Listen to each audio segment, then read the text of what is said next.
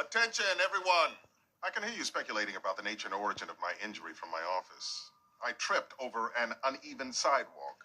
I did not think it was relevant to your jobs, the jobs which you should all be doing right now. Get to work. Do you want to know how I actually hurt my wrist? Yes.